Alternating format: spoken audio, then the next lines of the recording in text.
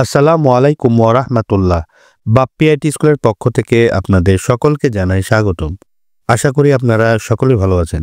আজকে আপনাদের দেখাবো ইএফটিতে চতুর্থ ধাপের বেতন নিয়ে যা জানালো মাউসি, সে বিষয়ে বিস্তারিত জানাবো। প্রায় ৮,০০০-এর বেশি শিক্ষক কর্মচারী স্কুল কলেজের ইএফটি চতুর্থ ধাপের বেতন পেতে যাবেন।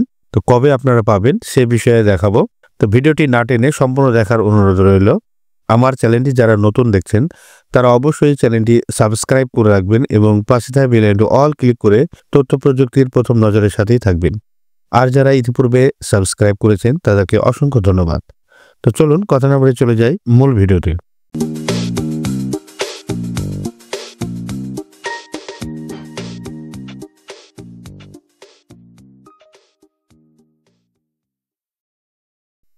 অনলাইন পত্রিকা দি ডেইলি ক্যাম্পাস আজ ১১ ফেব্রুয়ারি ২০২৫ তারিখ ৬টা ৩৭ PM এই তথ্যটি প্রেরণ করেছেন।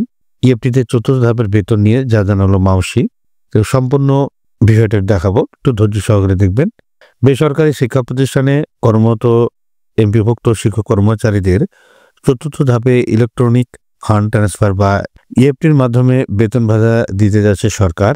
এজন্য স্কুল কলেজের ৮,০০০-এর বেশি শিক্ষক কর্মচারীর তথ্য শিক্ষা মন্ত্রণালয়ে পাঠানো হয়েছে। মন্ত্রণালয় থেকে অনুমোদনের পর এই শিক্ষক কর্মচারীর বেতন ছাড় করা হবে।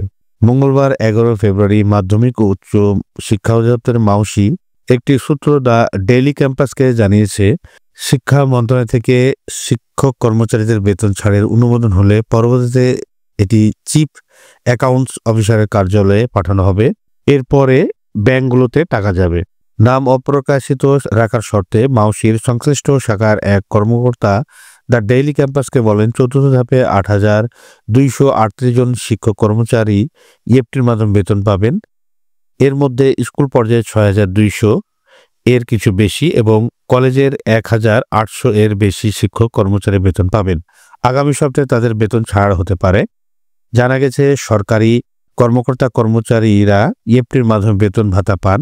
তবে বেসরকারি শিক্ষা প্রতিষ্ঠানে কর্মরত এমপিভুক্ত শিক্ষক কর্মচারীদের বেতন ভাতা সরকারি কোষাগার থেকে ছাড় হলেও তা রাষ্ট্রায়ত্ত ৮টি ব্যাংকের মাধ্যমে অ্যানালগ পদে ছাড় হয়।